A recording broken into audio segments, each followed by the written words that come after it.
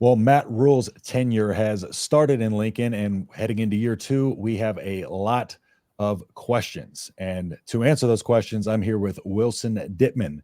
You all know Wilson Dittman from Wilson Dittman Sports, Wilson D Sports on X. And you can find his stuff right here on YouTube at Wilson Dittman Sports. A lot of good stuff over there.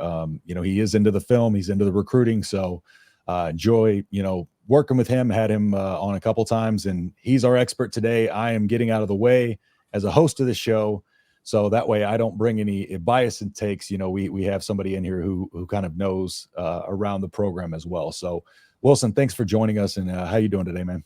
Man, my pleasure joining you guys. I'm looking forward to talking Nebraska ball. Absolutely. And down there on the end, my co-host Sonny Verma. Sonny, how you doing, man? I'm doing wonderful. It's been a while since we did one of these, so it's nice to get back in the flow of things and getting to know the rest of the Big Ten. Very much so. So let's go ahead and get right into it. So Wilson, just starting off, what were some of the key things that Nebraska needed to improve going into this past season? And what were the things that did improve, and what were some of the things that still need kind of work? Yeah, I mean, the defense was one of those things that really needed to improve for Nebraska. It was a hot mess under Scott Frost, and they brought in Tony White, our new defensive coordinator, coming in from Syracuse. He was here last year, and they transformed a unit that was all over the place in 2022 to be a top 40 unit in 2023. They returned a lot of guys going into this season, specifically on that defensive line. So that's really the forefront of Nebraska this year, something that they hope it can get to a top 20, even a top 10 unit in all of college football. So Matt Rhule understood that in order to play Big Ten football, you need to have, a physical defense, and he absolutely did that. But another thing that he tried to address in his first year with the Cornhuskers was that offense. Of course, Scott Frost, when he got here, he tried to make that air raid like he was doing at UFC and even at Oregon as the offensive coordinator. It failed miserably. And Matt Rhule understands, especially in the Big Ten West, RIP, you needed to run the football. So in his first year, did not do a great job. To be completely fair, to not have all the pieces yet. And this year with true freshman Dylan Raiola, hopefully we can get up to at least a top 50, top 40 offense, because last year was one of the worst in all of college football, if not the worst in Power 5. So just kind of talking about last year, obviously, Matt Rhule's first year, but you guys did get off to a pretty decent start. I think it was 5-3. Am I remembering correctly? But obviously, ultimately, you weren't able to close out the rest of the games, and you struggled at the end. And you kind of get, I guess, from the outsider's perspective, you kind of think of like the issues that Scott Frost had when he was coaching Nebraska. Was there any sort of, actually, let me rephrase that question. What happened in those last couple of games that you guys just couldn't close out and getting into a bowl game? Yeah, I mean, it all starts at the quarterback spot. Heinrich Haarberg was graded out as one of the worst starting quarterbacks in all of college football. Of course, he was replacing Jeff Sims, who was, on that list as well. So the quarterback was terrible for Nebraska all year long. That's the first thing to really blame. But, we have to point the finger at Matt Rhule a little bit as well. There were some costly fourth quarter decisions. I remember on that Wisconsin game, he decided to go to overtime instead of, trying to get a touchdown at the end of it. The Iowa game specifically as well. A lot of those play calls in the fourth quarter, specifically time management, using his timeouts at appropriate times, they lost us a lot of football games. And, Husker fans, we like to talk about the offseason national title and recruiting around this time. And we often forget about, some of the lackluster things that happened a year before. And that was something that really we were not happy about when it comes to Matt Rhule. He is changing this culture. He's changing this team for the better, but we thought he would be a lot more polished in game, specifically in those crunch time moments, and we didn't see it. So really those two things, quarterback play and honestly those in-game decisions, play calling, we lost 4 straight and we didn't make a bowl game. And against a lot of, easy opponents, we could have won that Wisconsin game. That's the worst Wisconsin team we've seen in about a decade. We could have won that Iowa game. We should have won Michigan State and Maryland. All 4 of those were very manageable opponents, and we dropped the ball. You mentioned the word culture, so I'm just kind of curious, on a more positive note, obviously, once the Scott Frost era ended, what kind of culture as a whole has Matt Rhule kind of implemented in Lincoln now that makes you guys, so optimistic moving forward? Yeah, I mean, it's completely different. It's all about we over me, and everybody's bought in. Now, what does that mean? I go back to the Scott Frost era, I believe 2021 versus Iowa. We were up about two and a half touchdowns in that game, last game of the season, and Iowa blocked a punt brought it back for a touchdown. We're still up by about 10 points. And you looked at the sideline, you saw the body language. We knew it was over at that very moment. And yeah, Nebraska lost that game. Iowa came storming back. So it's a lot about the belief in themselves, the ability to be bought in, to be over, to have that team mindset over, okay, what am I doing on the field? Because a lot of times these top tier recruits will get to Nebraska and it was all about, okay, how can I grow my brand? How can I get to the NFL rather than how can I make the team successful? And that's really why Scott Frost failed. And honestly, Matt Rhule is a way better recruiter than what Scott Frost was, and I talk about this all the time on my channel. Matt Rhule's grassroots methods when it comes to recruiting are so successful, building connections with not only the players themselves, but the families, with the high school coaches. That's something that Scott Frost never did. It's paying dividends. They're seeing a lot of high-quality recruits consider Nebraska, and they're going to end up signing the dotted line very soon. So, yeah, I mean, the culture is completely different, but at the end of the day, it doesn't matter if you can't win football games. That's why this year and next year are crucial in the Matt Rhule tenure. Yeah, and going back to, and the improvements coming into this year and the offense especially, with what happened last year, there was a set of circumstances that also led into the QB situation going a little bit of awry going into the season. So, in terms of the coach, that Nebraska was supposed to land, et cetera. So, what are some of the things that you think not only Nebraska's in a better position for this year at the quarterback position wise and talent wise, but also coaching wise? What are some of the changes they made on the staff that can lend to probably a little bit better management on the offensive side of the ball and coaching the quarterbacks?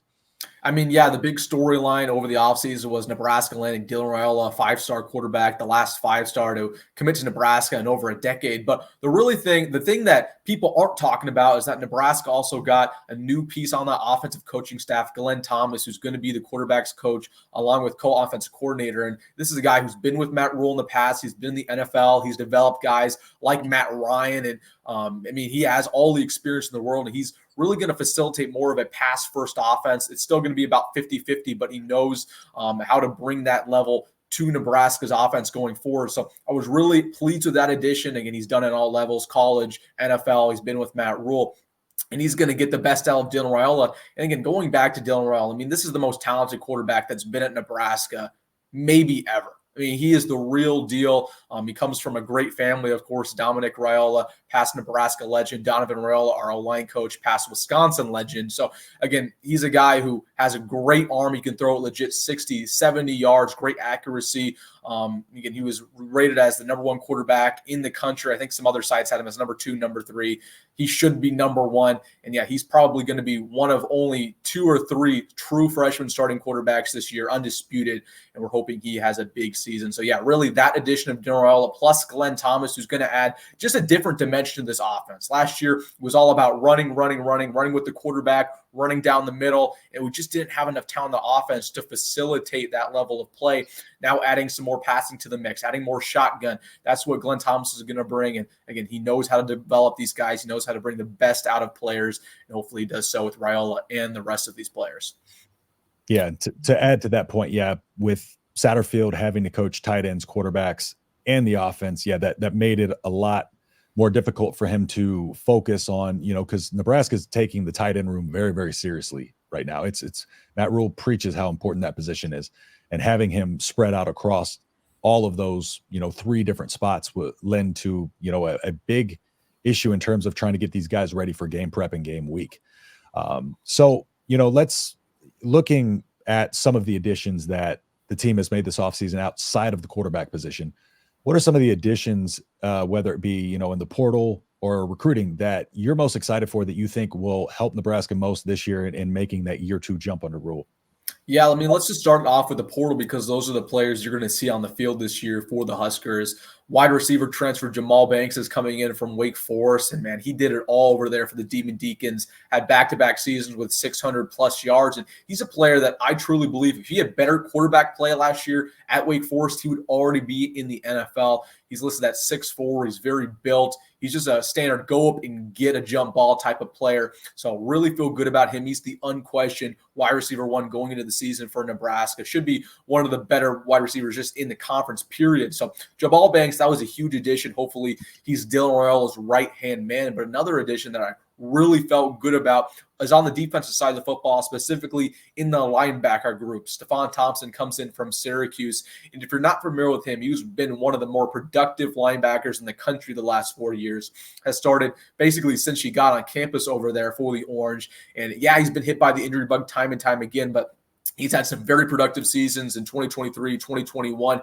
And the big thing about Stephon Thompson is that he was there when Tony White was there, our current offensive coordinator. So he's used to the 3-3-5, which is, again, a unique scheme of defense. Really, a lot of teams do not run anything close to that. They run a 3-4, they run a 4-3. So he's used to that defense. He's used to being around Tony White, a guy who's very similar to Matt Rhule.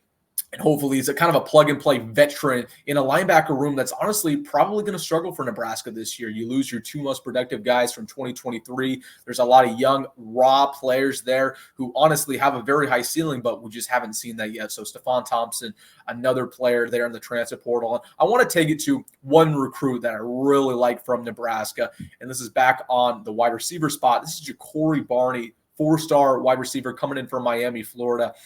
And we saw him in the spring game. I mean, making plays after plays. He caught a touchdown pass. He had a kick return and went about 70, 80 yards. So he's absolutely a player who's going to be in the mix to burn that red shirt.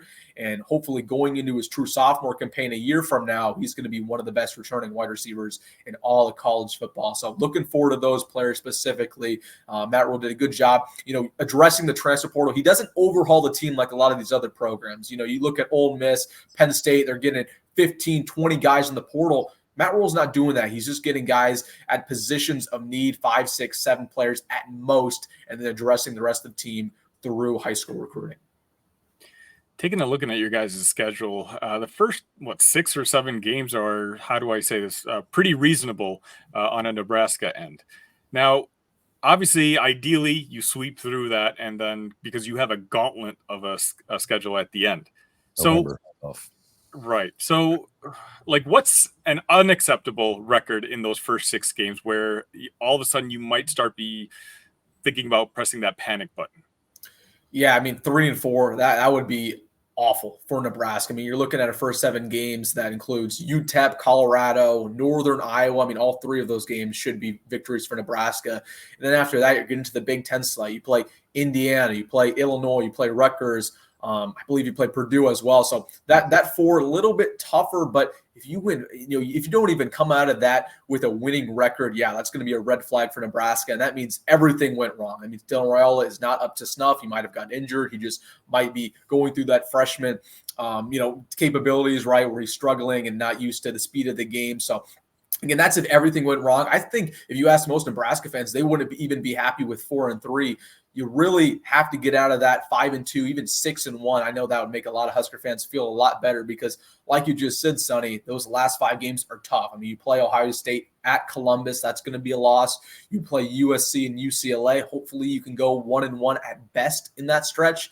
And then you end off with Wisconsin and Iowa, and you have not had any success against those 2 programs the last decade. So, yeah, hopefully Nebraska goes about 6-1, 7-0 at best. It's very reasonable, but if you go 3-4 or even 4-3, you're not looking good going into that gauntlet, like you said, at the end of the season. Yeah, I was actually surprised. I actually, you know what, Justin? Let me ask you the same question. Put your bias cap back on for a quick second. All right. What would you consider just completely unacceptable for Nebraska to finish after those first 7 games? After the first 7, it's a combination of things for me. And I said this coming into the season last year that I wasn't going to measure last year's success on wins and losses. I came into the season saying that I was going to measure it on a list of how many things were messed up under the last year of Scott Frost and how many of those things have been fixed. And is that list significantly shorter than it was? And the answer is yes. And similarly to next season, right now we're getting to the point where wins and losses are going to matter. And you're true under Matt Rhule because it's one of the main focuses that people talk about when talking about Matt Rhule is, his 2 to 7 to 11 wins or his 1-6 to 10, at Temple Mailer. So for people to actually give Nebraska any sort of credit, they're going to have to pull off wins this year. That being said, I still think it's very game dependent, right? I think if you come out of that and you let's say you come out of that with 6 or 5 wins. Let's say you come out of that with 5 wins, but your 2 losses are to Indiana or Purdue and Indiana. Let's just say that, right? You're still not feeling too good about that because then you're starting a late half kind of slide, right? And so coming out of that, I think what Nebraska would need to do is make sure that they make it a point to win the games that they should win handily. And if they are to lose a game, it needs to be to one of these teams that we think might be a battle for Nebraska. Nebraska has to get out of this habit of just dropping these games to teams that they shouldn't lose to. I don't want to say Illinois, but like, let's say, all right, let's go Purdue, just for your sake. I'll go Purdue. Sorry. So let's say it's Purdue, right? And when we go in there and we lose to Purdue, that's going to be something used against us. But I think Nebraska has a reasonable chance of coming out of that 5-2. I personally had them 6-1 with a loss to Rutgers, and that is being very, I guess, in terms of Nebraska, just from the history, coming out and saying Nebraska is going to start something 5-2, 6-1 is a stretch in and of itself. And it's hard for me to say that because, I've said that for years that Nebraska is going to win 6-7 games, and they haven't. It hasn't been right yet. But this time I feel different. I think Nebraska comes out of that 5-2 at worst, 6-1. But if Nebraska comes out of that, 4-3, I think we're in a nightmare of hurt. So, and then so moving forward, Wilson, just to ask you appreciate the question, Sonny, though I like to get involved in this too. I see you with the baseball jersey on, so I was like, all right, hey, my wife ordered it for me, so I had to rock it. But moving on to kind of the current team in the roster as it's currently constructed, Nash Hutmacher is supposed to be one of the biggest pieces of this team, probably the biggest, and one of the top defensive linemen in the nation. Nebraska on Phil Steele's magazine was top 5 rated defensive line. Nash Hutmacher and Ty Robinson, of course, are going to be very, very important this year and probably the 2 most important pieces on this team. So what is your takeaways from Nash and Ty? And what are some of the things, Nash with his wrestling this offseason, what are some of the things that you think he has improved upon that he'll be able to showcase this year? And what do you think that defensive line is going to look like overall? Yeah, I mean, this D-line for Nebraska is pretty much the best unit on the team going into the year. Like you said, Nash Hutmacher is one of the best nose tackles in the country. And yeah, he played wrestling last year. He wrestled for the Huskers over the spring, first time he's done so since high school. And he lost a lot of weight in the process to do that. So I think that he's going to be a lot more agile going into the season. He's going to be able to use those feet a lot better. But this is a guy who was so productive last year for the Huskers. The sky is the limit. He had 4.5 sacks, had 40 tackles. He's just a do-it-all type of guy. And honestly, he has a high ceiling to be an NFL player who plays on Sundays. Speaking of some of the other guys in that room, Ty Robinson is basically the yin to his yang. Not great in the pass pro. He only had 1 sack last year. The most he's ever had in a season is 2 sacks, but he's so great in the running game, getting off of blocks and helping Nash also get off of blocks to get to the running back. And, on the other side of the defensive line, there's a lot of, true freshmen and true sophomore, such as Cameron Lenhart, Prince-Wall, Emmanuel, guys who both got freshman All-American honors last year. We're going to be in the mix. And then I should mention Jamari Butler, who led the team in 5.5 sacks last year and 11 TFLs. He's the best pass rushing lineman on this D line. So again, there's a lot of just guys who fill each other's needs, right? Ty Robinson, not the great in pass pro, but great in the running game. Jamari Butler, the exact opposite, not great at shutting off those blocks and getting to the running back, but he does a great job with a quick swim move to get to the quarterback. So really feel good about this D line. And then, it makes it a lot better when you have a guy like Nash inside. Man, he's going to be one of the best nose tackles in the country. And the fact that he played wrestling this spring is only going to mean good things. Again, he's building up that weight again, but he's going to be a lot more agile. And I expect him to get up to that 50 or 60 tackle range, which is unheard of at his position, and have a good year. Yeah, before I pass it over to Sonny, adding on to Nash Hutmacher with the, wrestling, another thing that I see from, just in general, my experience of training and stuff like that, wrestlers, in my opinion, work harder than anybody in any sport. And I haven't wrestled. Wrestling wasn't at my high school, but watching those guys work, those guys are some of the most conditioned athletes, and not only conditioned in cardiovascular endurance, but muscular endurance. And also learning how to use his base a little bit more, learning how to use his leverage even more, learning how to move guys, just with his moving from almost a still position and being able to move guys, physically, just it's going to make him that much more imposing against the opposing offensive lines. And again, with this defensive back, room that we have now, that pass rush is going to be critical. So.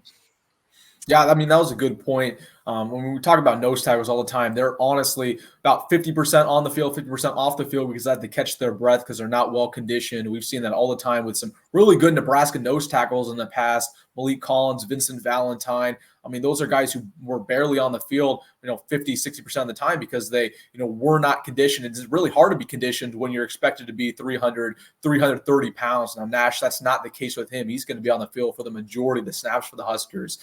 So, yeah, I mean, huge that he played wrestling, and, yeah, he's going to be ready to go. Absolutely. Now, talking about what may not be strengths for next year's Nebraska's team, you're kind of talking about that cornerback room, and some say it might have a little lack of depth. What's your thoughts on the cornerbacks? Yeah, I've been talking about the cornerbacks for a while now. A lot of people felt good about this room for whatever reason going into the offseason. Now it's a clear red flag. You return one solid cornerback, Tommy Hill, who has got some preseason All-American honors. He's one of the better returning corners in the country. So, yeah, I feel good about him. He should be a guy who you hear in the NFL draft in April has 1 year of eligibility left. But the rest of the cornerback room is very scarce for Nebraska. You lose Ethan Nation, which news broke about a week ago that he's no longer with the program. We're still not sure why that is, if he's going to rejoin. But that was a player who burned his red shirt with the Huskers last year. He honestly, a lot of people rejected him to be that cornerback too. And then another guy who was in the mix was Bly Hill, who was a transfer from the FCS level, St. Francis. People thought he was going to be in the mix too, and he got injured in the spring game, and it was announced today by Matt Rhule that he's probably not going to play to start off this season. So, yeah, that cornerback room is looking bad. There's a couple guys in there who are probably going to fight for playing time. Jeremiah Charles, Mario Buford, all of those players are either second-year or first-year players. That is rough, especially against some of these better Big Ten programs who have solid wide receivers going to the league. So, yeah, Nebraska's been trying to address that recently through the portal. They recently scheduled a visit with a USC cornerback who's a previous 4-star, so they understand it's a need. Hopefully they clean it up. But you feel good about Tommy Hill. You just got to find somebody who can really step up and break out. Absolutely. Yeah, and then piggybacking off of that, this defense especially, the biggest issue in the defense being as good as it was forcing turnovers. And the defensive line, again, is going to help tremendously in that. But, a lot of the guys that Nebraska's leaning on right now don't have the traditional, or potentially could be leaning on in terms of depth, aren't going to have your traditional cornerback skill sets. And so it's one of those things that's, if some of these guys don't necessarily have the ability to, backpedal and stay with their man or anything like that, we're talking about Jaden Doss potentially switching from wide receiver to cornerback. That's where things get a little dicey. And with a defense that does need to force more turnovers, especially to help the offense out and a true freshman quarterback, that is not necessarily a concern you want to have, going into the season. So, but, moving forward from that, let's try to look, one more offensive thing, and then we'll go a little big picture. The running back room. Now, Nebraska, of course, had a really good running game last year. The offensive line made significant improvements. So what is your overall feel for Nebraska's run game next year? Because we know the pass game's probably going to be improved, but what's your overall feel for the run game and some of the, have they made any moves there that you like in the running back room?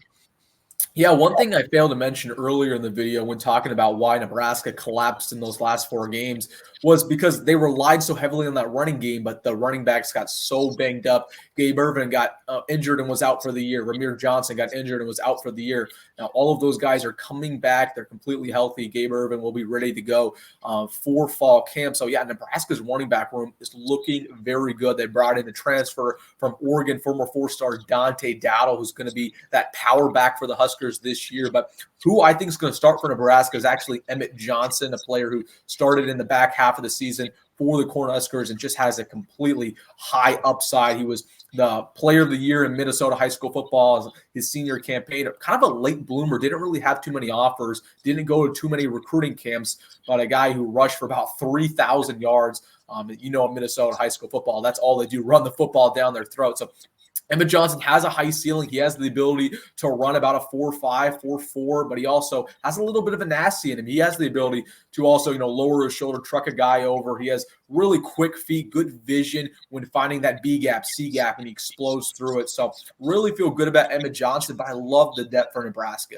Gabe Ervin has started in the past for the Huskers. He'll be back. Ramir Johnson has started in the past. Both of those players are veteran guys going into their 5th and 6th years. And then Dante Dowdle, only a second-year player, but a lot of Nebraska fans believe he has that NFL upside. Again, a true power back, and hopefully he also, gets in the game a lot this year as well. So, you have 4 running backs, so you'd be very comfortable starting for Nebraska. The only problem, and this is something that's plagued the Cornhuskers for about a decade now, is you don't have a guy. You don't have a player who has that upside to be an NFL player, at least not right now. The last time Nebraska had a guy like that was Amir Abdullah. And we've seen a lot of other, Big Ten West programs specifically have those players. With Minnesota, they had Mo Ibrahim. With Wisconsin, they had I'm blanking on his name. He was there the last couple of years now. Jonathan Taylor's one of them. The newest one. Can't remember his name right now. Just buff guy, played when he was 17. And then Braylon Allen. Braylon Allen, thank you. Braylon Allen, yep. Now I believe he's playing for the Jets. So, again, all of these Big Ten programs, they've had these blue-chip running backs who go to the league. Nebraska's not had that. They don't really have that this year, but you feel good about the depth in that room. And, it's one of the better rooms because of that for the Cornhuskers. Absolutely. And Wilson, I promise I'm not intentionally being negative about every question I have, but I don't want just before you ask. Yeah, I got this for him. I made this a while ago. There you go. I don't know how many of those you got, but I'm just curious. Obviously, you ask any Nebraska fan, and rightfully so, they're very excited about the Matt Rhule era, and it's, in particular this year, we all know about the Matt Rhule jump in year 2.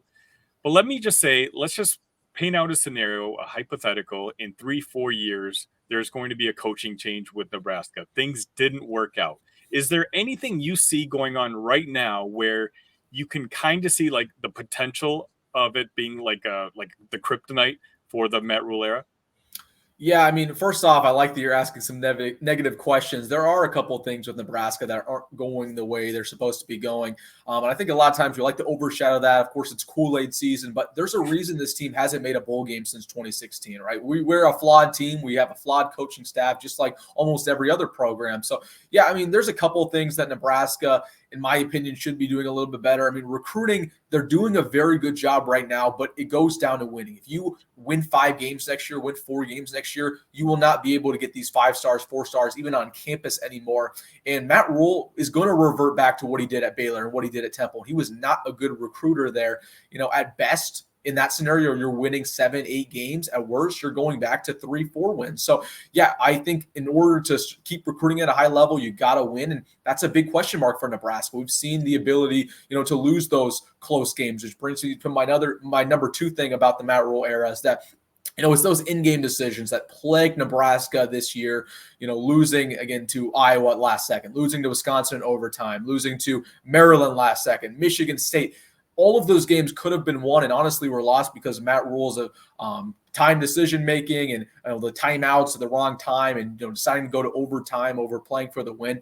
All of those things could have been changed and we could have won those football games. So really, there's a couple things that stand out to me. And the number 3 thing is that Matt Rhule, when he got to Nebraska, we all expected him to get the top-notch coaching staff, to pay a bunch of money to get these top-notch assistants, top-notch offensive, defensive coordinators, and he really didn't do that. Tony White was really the only big splash you get, and that turned out to be awesome. But if you look at Nebraska's positional staff, their DB coach, their D-line coach, their linebacker coach, a lot of these guys are young coaches in their 20s, even early 30s, who have little to no experience. And just like Matt Rhule in recruiting, that's very risky. It's boom or bust. And a lot of those coaches could be very good for Nebraska, and they could be guys who are head coaches in the next decade or 2. And a couple of them likely will be fired and likely won't work out and won't get coaching jobs in the future. So that was something that, honestly, I wasn't a big fan of when Matt Rhule got hired here and absolutely could pay dividends. I feel good about Evan Cooper, who's one of those guys who really didn't have too much experience in coaching, but is really turning the corner for Nebraska. But if you look at some other positions, specifically perhaps the D-line, linebackers, with those coaches, they really have to prove it this year, especially with a young unit. It's really easy to have a good D-line when you're returning guys like Ty Robinson and you're returning players like Nash. But let's see it with these true freshmen. So hopefully this young coaching staff can do a good job. But those are really my 3 kryptonite things to watch out for the Huskers and the Matt Rhule tenure. So let me follow that up, actually. Then let's just say things work out with Matt Rhule and, you reach the levels that Nebraska fans think that can reach. Let's actually, let's talk about that, actually. So Nebraska, obviously, historically, one of the most dominant football programs in college football history. Obviously, the landscape of college football has changed drastically. You really have those same 4 or 5 teams at the very top. Then you have maybe a dozen other teams who kind of cycle in, who are, how do I phrase it, maybe capable of winning a national title every single year. Moving forward, what do you think is the peak of Nebraska? Do you think it is reaching that Ohio State, Michigan levels in the Big Ten? Or is it kind of in that second tier where every now and then you can sneak in, not just to make the playoffs, but, actually be contenders for the title?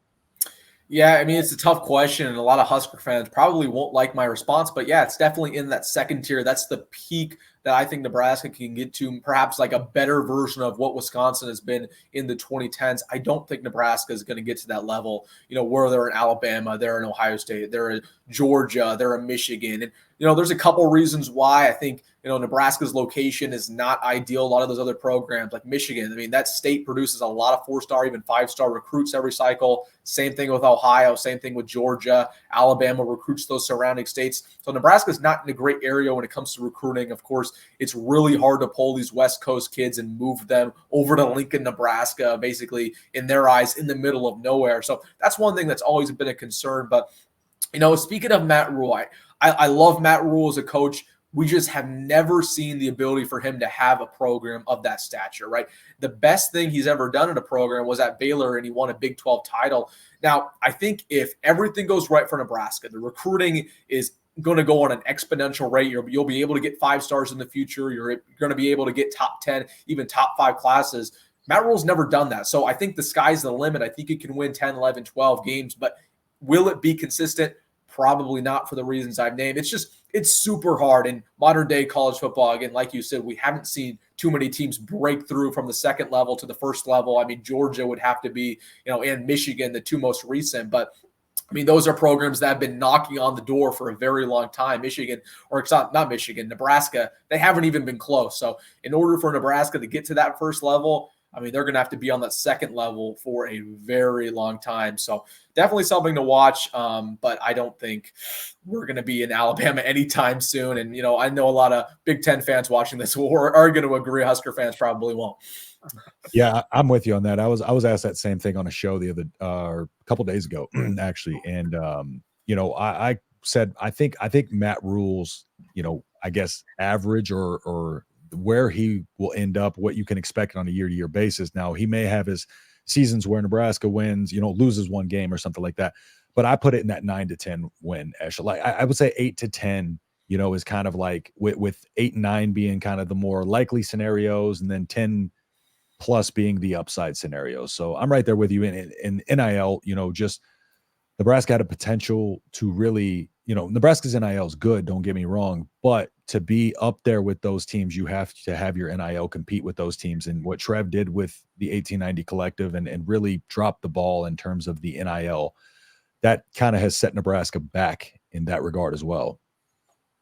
So so that's another one of those aspects is the NIL, because you saw how much Ohio State spent this offseason. You got to be able to spend with the big dogs to keep up with the big dogs. So, all right. Well, Wilson, I appreciate you joining us again. I appreciate you giving us your insight on Nebraska football. And again, if you like what Wilson's doing, go ahead, check him out at Wilson Dittman. Wilson Dittman Sports on YouTube as well, right?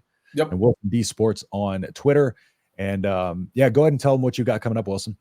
Absolutely. I mean, we're talking recruiting almost every single day on the channel. It's going to be a busy period. OVs are wrapping up, so a lot of these commits are going to be signing the dotted line very soon over the next couple weeks, even days. So watch out for that on my channel. And then we're going to really start diving into the season, go looking over our opponents, looking over our positional groups, some question marks, all of that. And Justin's going to be coming on my channel very soon talking about just that. So again, watch out for that on my channel. Again, hopefully we're trying to post every single day on the road to 4,000.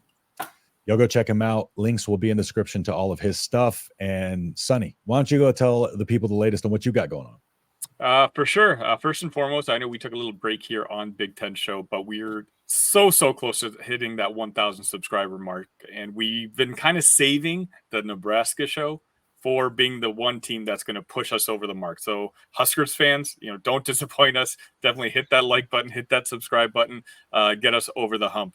Otherwise, you can find me doing daily Illini content at Locked On Illini. Also, I'm doing a weekly show called the Illini Cast, which is also my Twitter handle, where it's more back and forth with the community itself. So join me on any of those two channels. Yep. And y'all know you can join me on Nebraska Football at the Voice of College Football if you've seen this before. And if you've seen my face somewhere before, you've probably seen it there. So that'll do it for us here. Again, thanks everybody for tuning in. Go ahead and like and subscribe, leave your comments and let us know what you think. And we'll see you on the next episode. Peace.